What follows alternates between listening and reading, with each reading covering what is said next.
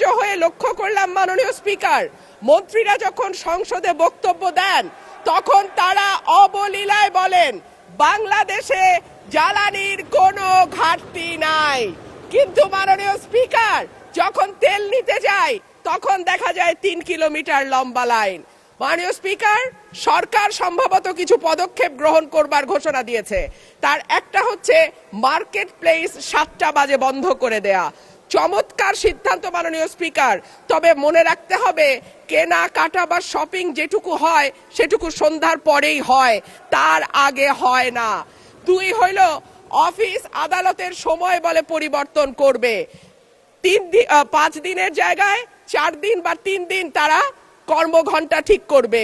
কিন্তু প্রশ্নটা হচ্ছে যদি জ্বালানির কোনো সংকটই না থাকে তাহলে এত লম্বা লাইনই বা কেন, দামি বা বাড়াইতে হয় কেন, অফিস কর্মসূচি সময় পরিবর্তন করতে হয় কেন, এই প্রশ্নগুলা তো ওঠে মাননীয় স্পিকার।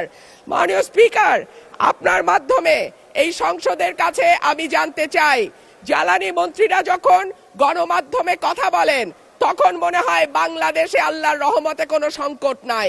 ওনারা যদি পরিষ্কার করে বলেন বাংলাদেশে বর্তমানে কত দিনের অকটেন ডিজেলের মজুদ আছে, কতদিন চলতে পারবে, পাম্পগুলো কেন পর্যাপ্ত পরিমাণ তেল পায় না।